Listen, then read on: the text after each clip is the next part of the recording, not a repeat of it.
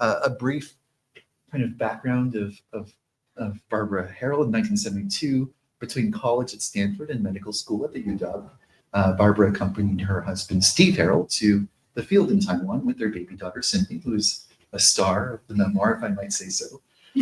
There, she kept a detailed diary while adopting the lifestyle of local women. So her diary is the basis for the memoir, which we are about to discuss, The Anthropologist's Wife, for Better or Worse, in an Old Taiwan Village. And those of you who are presenters did receive a PDF copy of the memoir, which I hope you enjoyed reading as much as I did. Some people dove into it, I guess. Yeah, I heard. Thank you, James.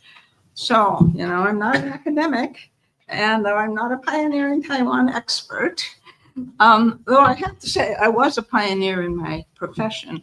I co-founded the first all-female obstetrics and gynecology group in the Pacific Northwest. That, however, that's another book. But I did want to mention, I think mainly this is going to be discussion, roundtable, I should call it. I wanted to mention my academic background before we went to the field, because I think it has some pertinence. I arrived at Stanford in John Shepard's class in 1966 on full scholarship, too shy to sign up for Professor Zimbardo's shyness groups. So I've always thought he had fairly skewed data because those of us who were seriously shy didn't go. I graduated in 1970 with a BA in psychology, heavy on developmental, mainly preschool, which included a lot of formal child observation of the sort that Arthur Wolf had his assistants doing. As a junior, I researched gender awareness among 3-year-olds. I never published that, but I did get the highest grade in Eleanor Maccabee's class with that.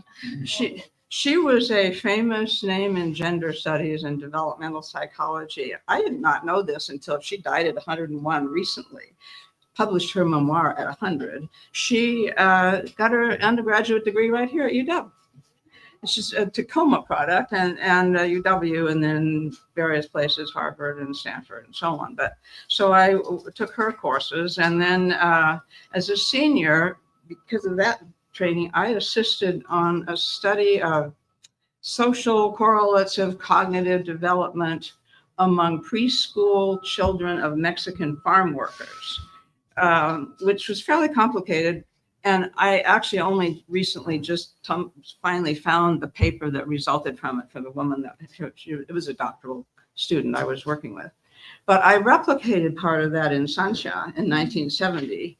And I still have my notes. I've never done anything with them, but they're not anything. I mean, they're fairly limited to cognitive testing. But one thing that I just have to say this as an aside that we were fascinated by was that I had my assistant administer while I did the observation, the draw a person test, which you're familiar with. We used to call it the draw a man, even though it was usually drawing women. But the kids there, these 4 and 5-year-olds, they were some of them had never held a pencil or a crayon. So I always had to make adjustments because some of these kids really had never had anything to play with. But those who were pretty facile with or learned quickly often drew a person where they would put the head, and then the neck would be the length of the torso. And I just think, what on earth is going on here? Because they have all these sort of snake-like necks, and then the body and the limbs. And we finally stumbled upon what was probably might have been an accurate explanation. All these kids started life for the first year or two bobbing along like this, looking up at somebody's neck. The back of the neck loomed really large. It had to. And so I don't know if that explains it, but it's the only explanation I could come up with at that time. So along the way, because of my involvement of this student 2 years ahead of me named Steve Harrell, I took Chinese too from Mr. Gao, who was quite strict and quite a good Chinese language teacher. I know there's an award in his name now at Stanford for the best language learner of the year in the Asian studies. And I took a traditional Chinese society from Bill Skinner. We didn't call him Bill back then. G. William, Professor Skinner. And I also took family and religion and Chinese society from Arthur Wolf. Oh, I mean, he kindly let me audit it. I wasn't enrolled at the time, but I just went to all his classes and did all the work. And in addition to that, because I ended up with actually publishing on breastfeeding in the village, my exposure to anthro research on breastfeeding was through independent study. I was corresponding with Niles Newton at Northwestern, she's a psychologist, but she studied with Margaret Mead, and the two of them actually co-published several works. So kind of anthropology, but psychology, and that's what Ching is doing. So kind of a blend there. So I tried to publish this thing 2 decades ago, and not in quite exactly the same form, but I shopped it around, and there are a couple of New York agents who were interested in it. But one of them wanted me to take out the ethnographic details, and another one wanted me to include more descriptions about the food. Don't focus on the baby, don't translate anything, just put a glossary. And don't quote the letters you exchanged with your husband to continue the story after I came home. Just fabricate scenes to carry the narrative. And I just like, I am not turning this into fiction. I've got all this data and I have all this ethnographic detail, and really that belongs in here. So eventually I restored that in the umpteenth draft. Then I started looking back at it, I don't know, maybe 4 or 5 years ago. But inevitably, even when I put it back, I omitted some information that would probably be of interest to some people in this room, for that matter. So here's a picture of one of the original diary pages. I'm sorry I don't make slides, but that's what the whole thing looked like, handwritten in blue ink. It records, and it's the incident right after a little girl was hit by a motorcycle, where Steve took Cindy across the street to see if she was really all right. And her mother taunted Cindy repeatedly to the point that he had to bring her home. And so I wrote that, but then I wrote, that harks back to a favorite form of amusement for mothers here, teasing their own small children until they cry, and then laughing at the tears. Women will shove a toddler at me and tell the tot that he has to go home with me. I guess it must gratify them or reassure them of the child's affection when he starts to whimper at the thought of being carried off by a blue-eyed high nose. That was just, we saw that a lot, that sort of thing. So before I just start asking for questions here, I thought I would comment on a couple things that had come up in the discussion yesterday and this morning about the Chinese versus Taiwanese. I'm using Chinese the way Jing uses Chinese, meaning sort of the general cultural umbrella. But I did want to mention that people in the village used it for themselves. Not necessarily always, but especially if they were explaining to us the different way they did something from America. It was we Chinese, it wasn't we Taiwanese. And I'm just noting that. They did talk about we Taiwanese sometimes, but we Chinese. And I just mentioned that because it seemed that their identity was perhaps a little broader or a little more flexible than we sometimes hear these days. So there's that. The roaming children, the Arthur study. We obviously in the village, for anybody who's looked at this memoir, half the kids were roaming. The families were large. The kids were just out there. 9-year-old girls had babies strapped to their backs that they were responsible for most of the day. And they couldn't venture quite as far as the other kids who were not so encumbered. But I used to see them 11-year-olds with a baby on her back down at the spring doing laundry and that sort of thing. It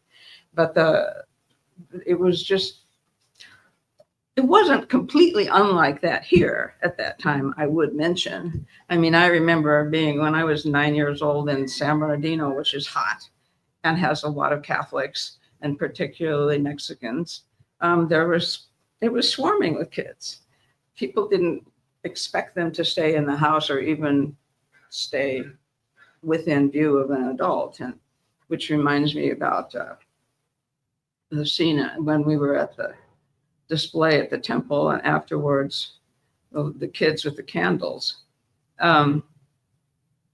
Nobody watched kids playing with candles. They just played with candles, and they knew what to do. And I saw that a 5-year-old, he dropped it and just stomped it out.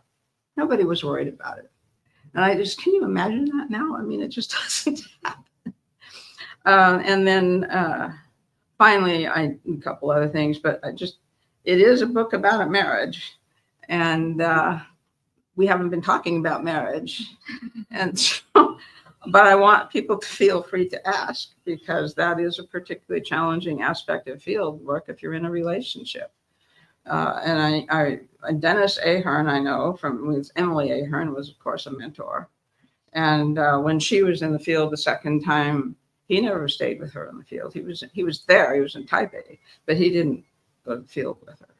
And, there's some of that. We've subsequently encountered a number of people who went once and they're not going back. And, it's hard.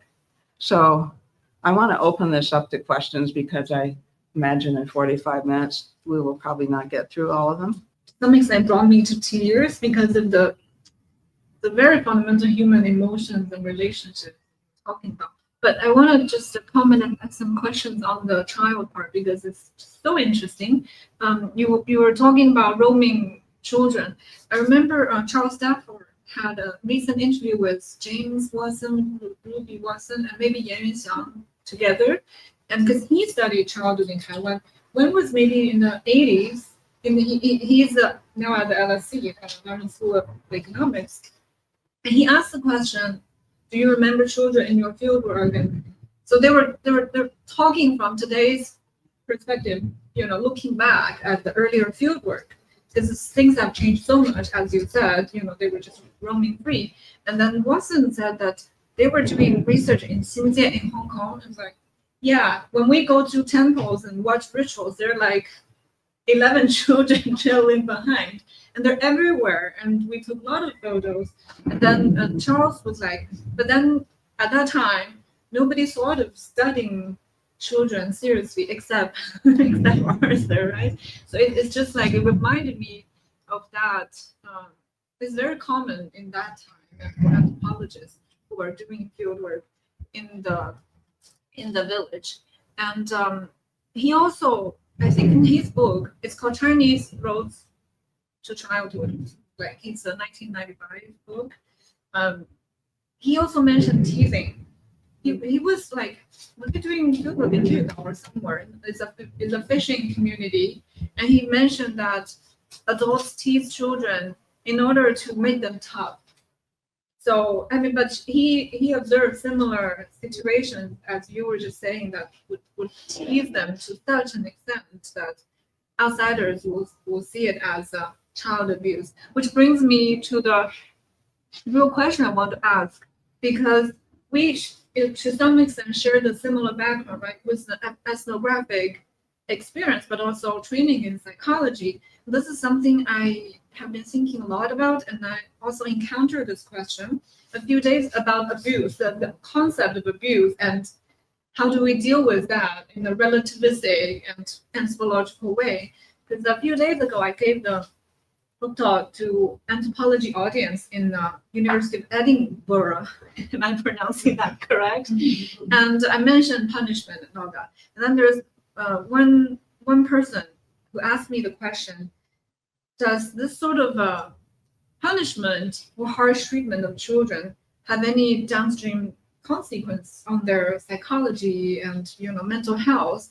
And this will be a question that people would ask in today's setting in America, in Seattle, and many of these more developed places where parents have this sort of more science, quote unquote, scientific views of child rearing and development. But then also as an anthropologist, I also don't want to say that, okay, they're just abusing children. I grew up in a Han Chinese environment, and then sort of what we call 体罚, corporal punishment was not seen as bad. It was seen as love.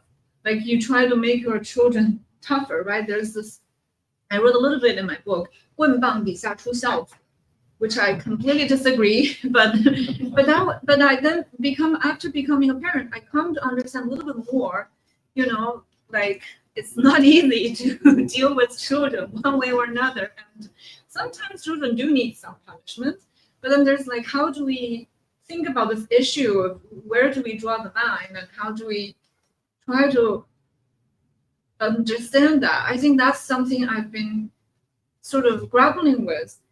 I went speaking to psychologists over the years. There's always this tension between you want to contextualize things and empathetically understand people, but then the psychologist will have standard measurement and evidence to show you this and that, and this is called, I don't know, normally typically developing child, and this is called child abuse. And even in my current study, the Washington state law and through the UW is a mandatory, like if you are observing a minor in the household, you have the legal duty to report any sort of child abuse.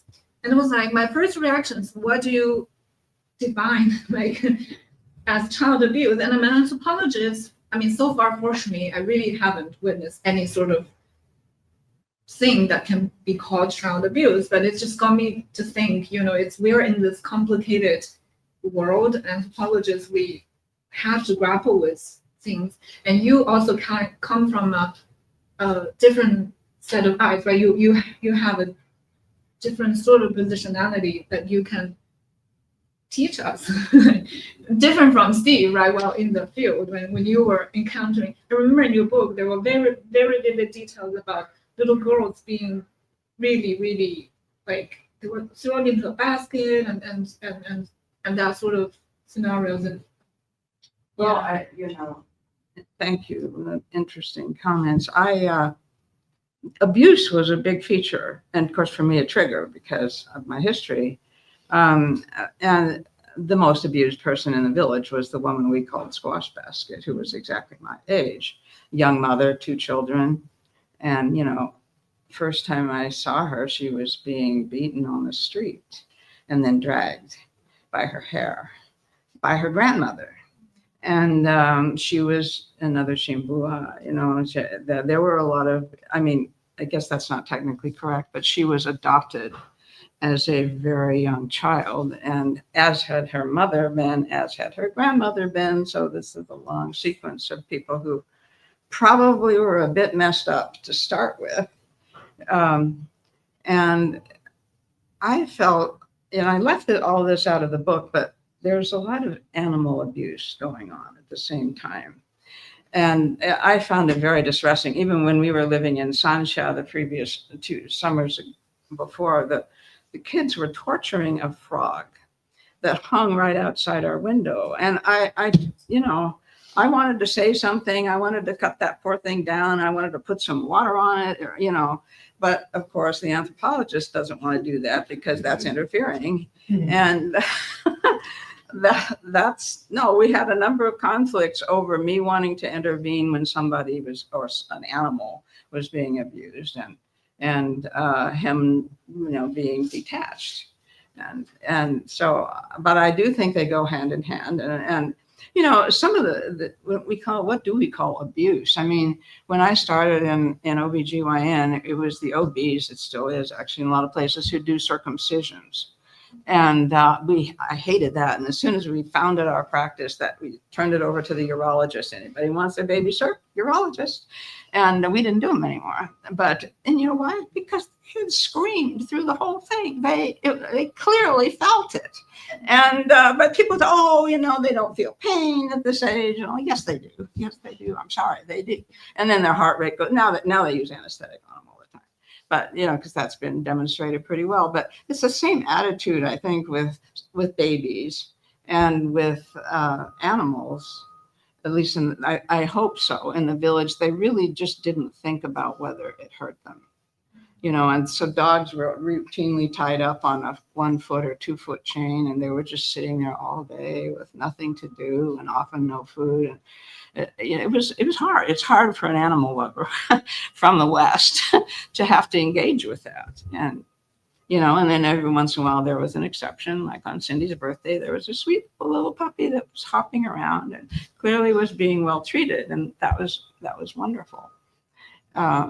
And then there was the punishment of the little boy, the toddler who lived with us, who was Taiwanese, but with a mainland father who was not present. I don't know what you people make of that, the smothering. I'd be interested to hear if anybody, he slept with his great grandmother because the twins slept with their mother. And we could hear it every night. And they were a losing face, as you said, because the child would cry, especially if an earache or a cold or sore throat, and wake us up. And we were constantly, but I mean, that wasn't the only thing that was waking us up. But he was waking us up, and they were losing face. It was embarrassing. And so she would slap him, which never worked. And so then she would smother him. And we would hear it. And I just, is that a common practice? Does anybody know? It was because I never heard of it, but yeah, I would say that when I returned to the countryside town, I did witness something as a small child, witness something along those lines. I think that's like 80% in countryside Iran.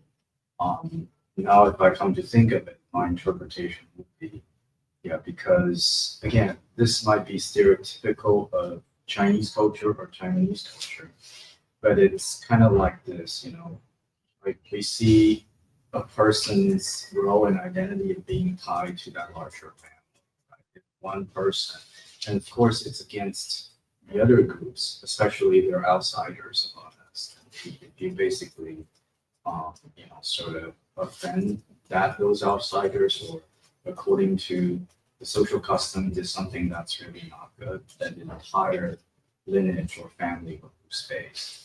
So in that sense, it kind of justifies, that you're having all these physical punishments that we see in the sort of Western culture of school and future punishments. So that will be my reading. On that, I do have something I want to sort of. So Barbara, I only read in. I think I'm on page 90 now. It is, as I told you, right, I enjoy reading your memoir very much. If I were, because I'm thinking about, I sometimes try to explain to my students when I teach memory, and so these are like recollections, because in this case, and I often use the example of, so how do I distinguish between collective social memory and individual memories? How do they actually intersect? So if I place Steve's narrative and your narrative alongside one another, it's a perfect example. It's basically the same experience, you guys were there at the same time, you're a married couple, but collectively, you remember certain things, right? And so you're there, but you experience it differently.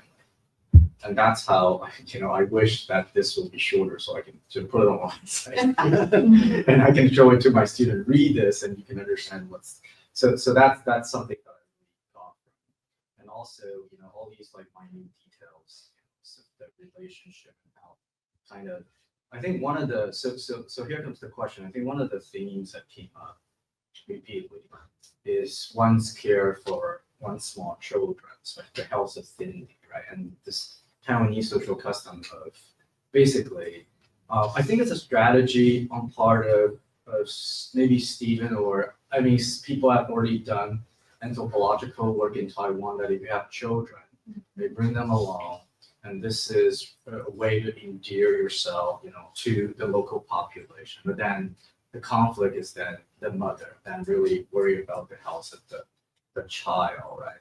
So I mean that's a very sort of I think it's sort of fascinating in a sense, like when I read that kind of stuff, like but my question then becomes, I haven't read towards I know that you eventually have to sort of leave Steve. How do you sort of and maybe this is more of a question for Steve. The thing is, how do you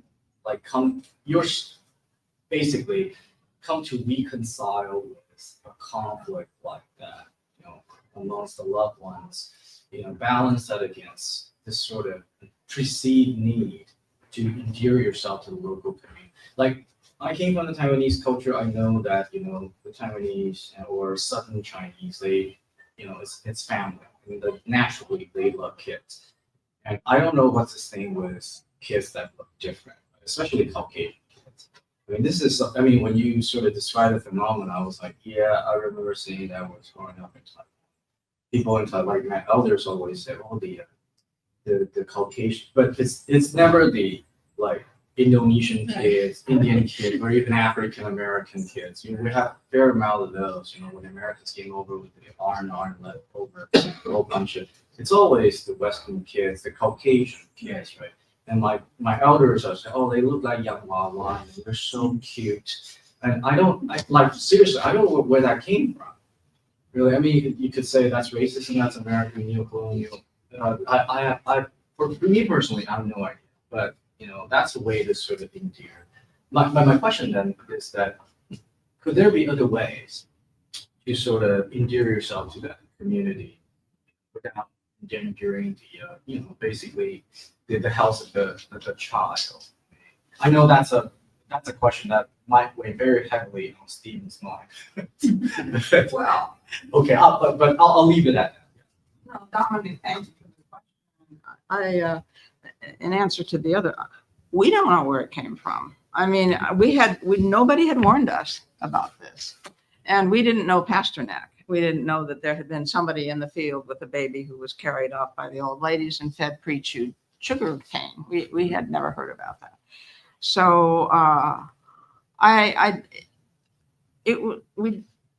he had to go to the field. We happened to have a baby at the time. I did mention in the book why that was, because we were sort of way off the edge in terms of the modal distribution of our college age group, but I had been advised by a surgeon that I better do it quickly if I wanted to have kids after the surgery in Taiwan that took out part of my ovary. So okay, fine. Well, I can wait. I can't get to med school till he's finished anyway. We might as well have our kids. And so we did. So there we were, and he was ready to go to the field, and we had a baby. And so it wasn't that we took her to ingratiate him. We actually never thought about that until after we got there, and right away people were saying, oh, it's going to really help to have a baby in the field. And it's like, oh, and of course it did. It was amazing. But he had the added issue of the alopecia, which his advisors were all suggesting might be fatal for his career, that he wouldn't be able to be accepted in a local Taiwan community. And so that blew out of the water right away. But it didn't seem right because they seemed to like him just fine at the airport and in the city, and it was fine. But certainly it was true that a baby was just, she was a rapport catalyst. There's just no two ways about it. And yet that was partly why she constantly had a respiratory infection. Pat. In 1980, I spent 3 months in Beijing. So not, Minnan or anything, with an 18-month-old. And this is staying at the Friendship Hotel. If we sat down, there'd always be like 6 or 8 girls who are waitresses. Let's come and take her. He seemed to think it was just fine. But they thought, it's fun to have a little kid. And that would happen out in the street. But what really struck me in terms of people have different notions of how you treat mothers and children is in the US, if you had to fold up the stroller and take your kid and try to climb on the bus, absolutely without question, someone would have given you a seat. And they never would. They came, you know, at other places, you're walking around, they would want to take the baby, but not actually to help you. No, it wasn't to help you. Absolutely not. No, I completely agree with that. Because there's several scenes in there where I'm sitting there with her on my lap because there's no high chair. And they're reaching around. I mean, there's two girls reaching around from behind me and poking things into her face while I'm, you know, and blocking my chopsticks to get to her. They just want to feed her.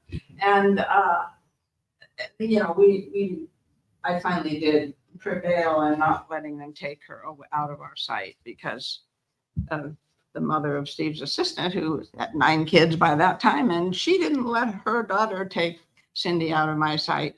And I thought, damn it, that's if she can think that way, I can think that way, you know. And it's not imperialist, is what, you know. David.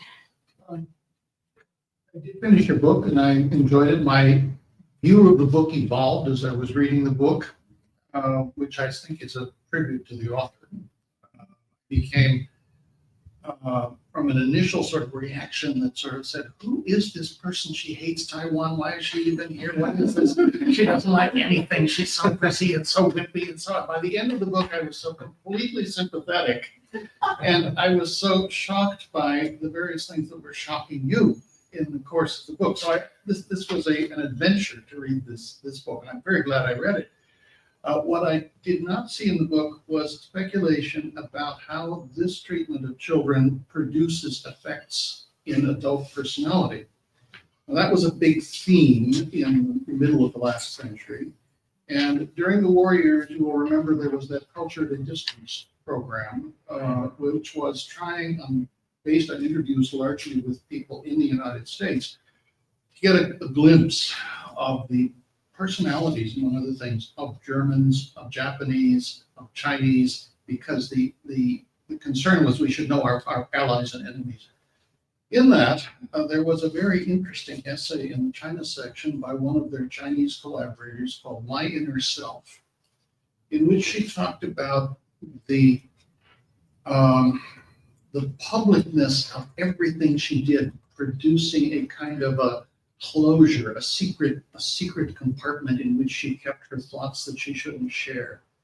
And there's a very poignant, it's only about 2 pages long, but there's a very poignant reference in there to her telling her aunt something in great secrecy, and her aunt immediately talking to her mother about it, and she just never told anybody anything ever again.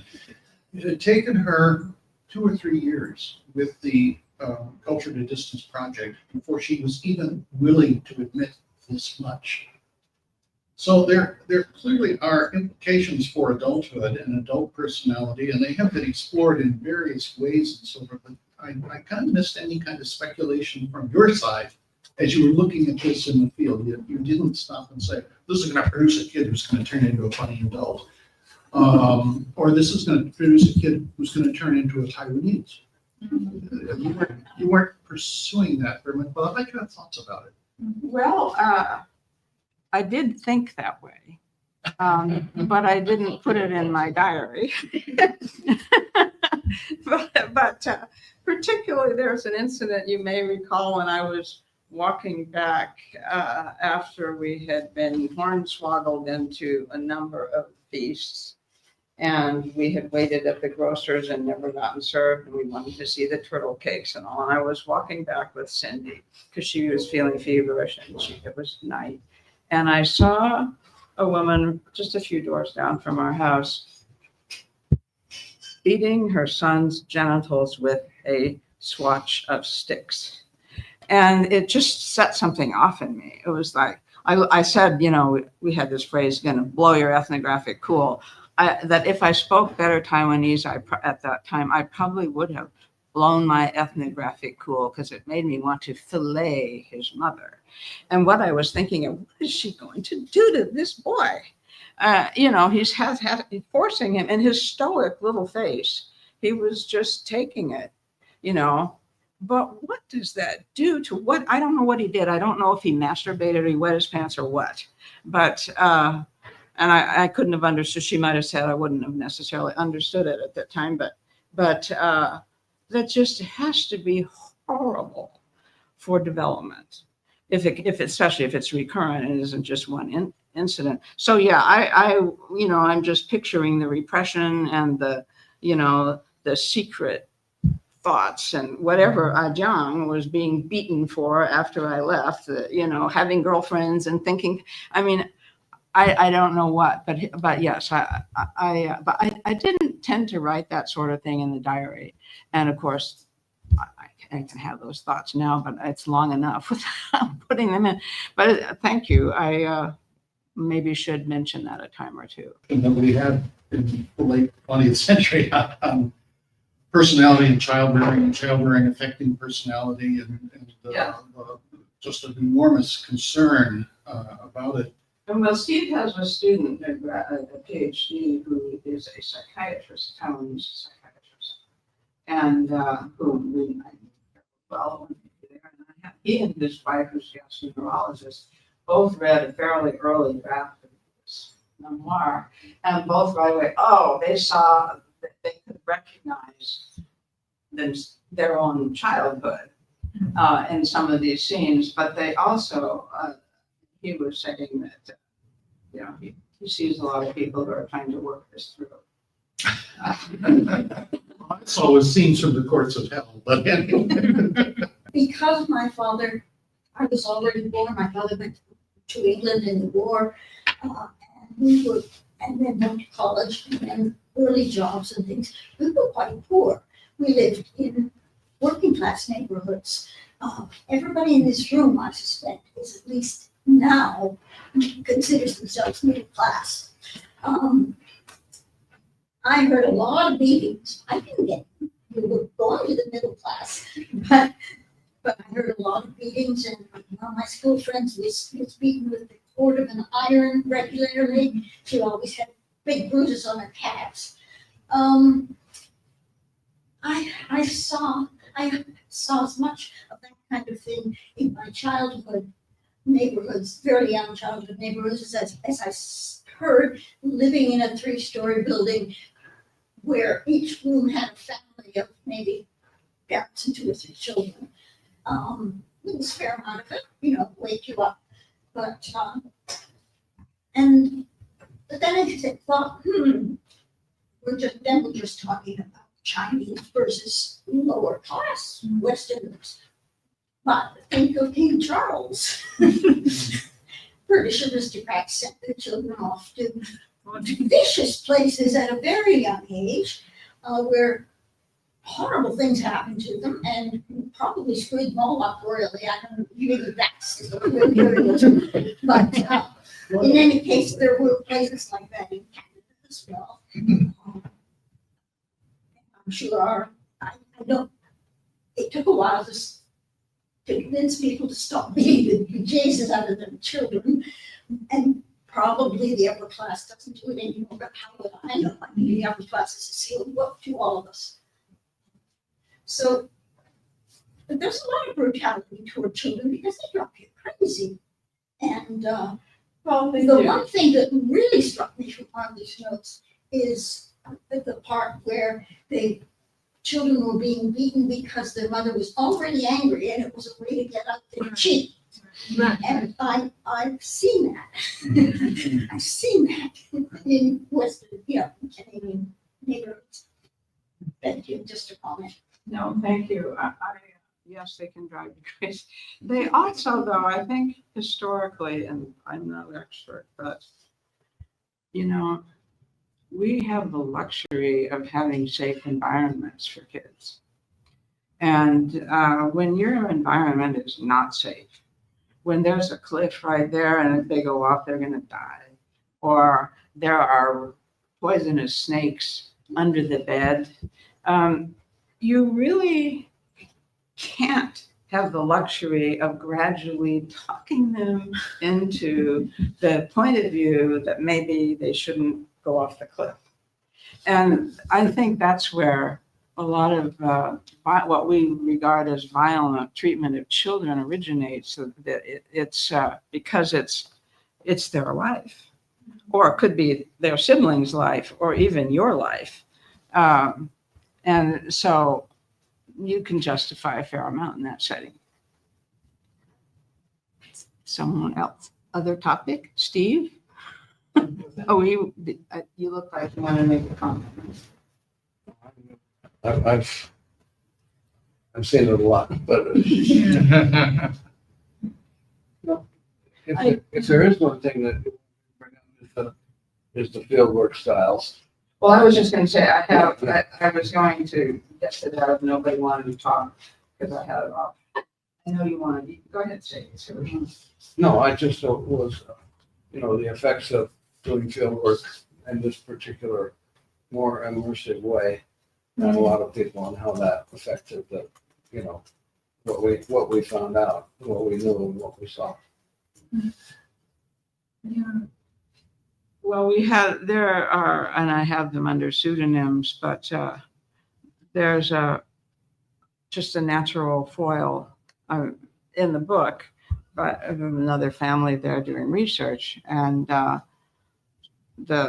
call her Julie in the book, and she brought children to the field to do research as an anthropology doctoral student, and with her husband. And their style was so very, very different from ours. And not just their fieldwork style, their child rearing style. That it just sort of provided a natural contrast. And one of it's enmeshed with a lot of things having to do with immersion, me consciously trying to live like a local woman and just stick my toe in and see what that was like. And when we first got to their spacious compound that Wang Shicheng had found for them, and he escorted us over there. I guess actually it was the second time. They were already desperate to find some way to exercise. And they asked us, what do we do? And it was sort of like we exchanged glances, and I just had a hard time not breaking out laughing, because I was picturing what the grandmothers that lived around us would think about this. Where Americans are paying somebody to do their work, and now they're trying to figure out how to get some exercise. Because there's just, you can't help it if you're immersed. I mean, the lifestyle is very, very vigorous physically. It is very physically demanding. I have tried to describe it. I don't think it can be described. I think you just have to try it. And because it's just so hard, even just carrying water. We just forget about it. And of course, it has huge public health implications. Because now we've got breast cancer up like this, and because people don't exercise anymore like they used to, and they think of 2 miles as a long walk. And it's just that they were there with their ama, who didn't speak English, which was fine, and who was quite scornful of local Taiwanese people, because they were usually like. And so they were having an impossible time learning Taiwanese, and they never were immersed in it. I mean, Julie, as I called her, would go out interviewing 2.5 hours in the morning with her assistant, and then she would type her notes up in the afternoon. And I'm thinking, man, he's out there interviewing all day, and whenever something happens, I would just run get him or whatever, because we would hear about it. And it was just, I think you ended up with a lot more stuff at the end. But on the other hand, her husband didn't go home in the middle of it with the kids. I don't know how long they stayed that time, but they were able to keep going in their sort of walled off way and do some research. And they didn't, yes. Has anyone written a memoir like this, but of the anthropologist's wife? You wouldn't have to be working on China. There's what's the edited volume? Ruth Behar and the co-editor. They had a volume in the 1980s. That's very influential. It's writing culture, women writing culture. So there are in that volume there are chapters talking about in the previous era when wives went to the field with the husbands. And Yeah, because of course there's also been this big social change, at least in the U.S., where in the 1930s, the wives of sinologists all accompanied them. They Right. probably had servants and stuff like this. But by the time you get to the 70s and 80s, most people's wives have their own careers, and it doesn't work the same way. Exactly. And they're basically like husbands have been all along, who typically don't write about the experience of accompanying their wife to the field. So, and weren't generally thrust into the position of cleaning or cooking.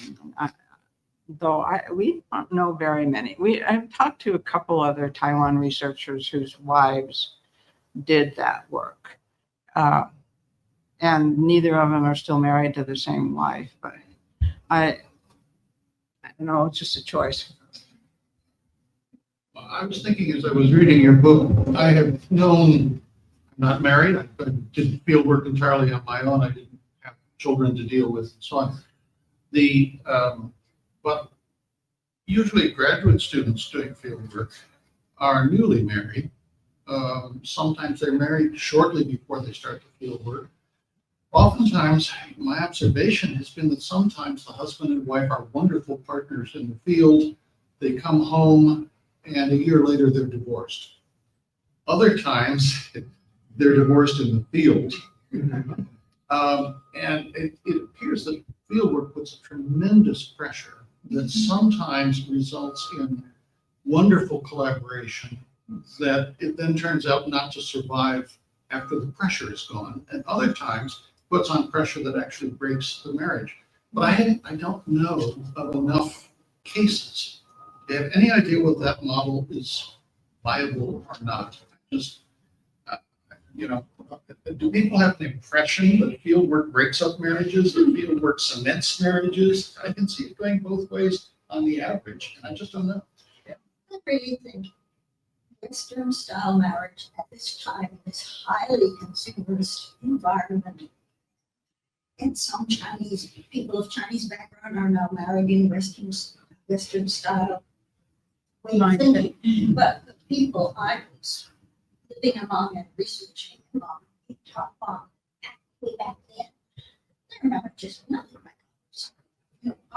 Our marriages were sensible marriages. Our marriages were just expecting everything, and you don't get everything. So the marriages break up anyway. So the marriages. But then there's Okay. also the long tradition of missionaries, where Yes. the Protestants wanted the man to marry before he goes, even at the last minute. That it sort of is a kind of, they should be doing this together. Otherwise, he'd do something dreadful. Right, yes. Yeah, I want to just actually not about the marriage, but the stress in fieldwork.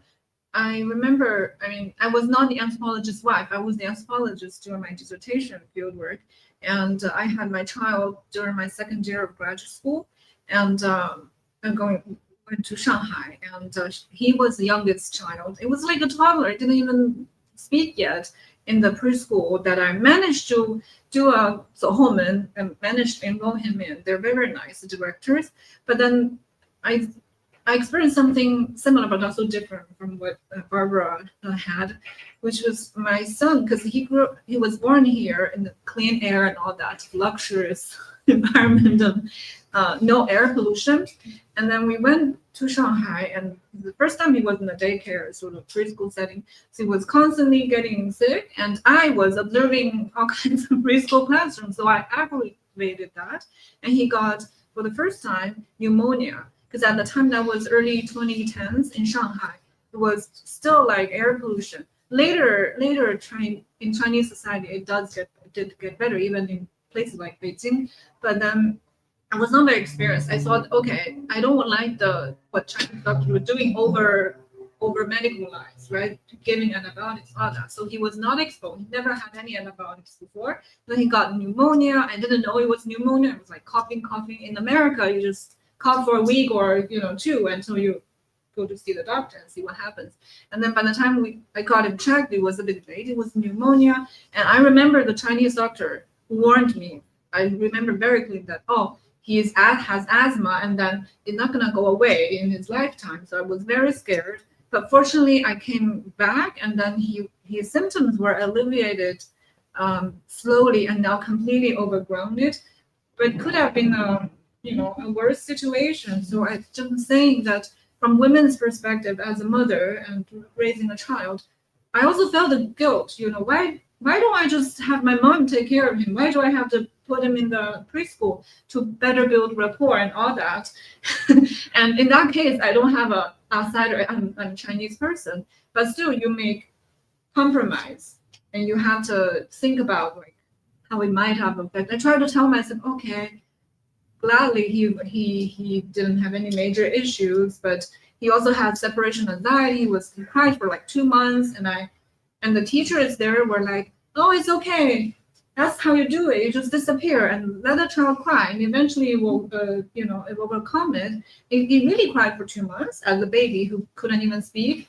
And I was like, oh, how does that affect his? And I'm a so-called specialist studying child development.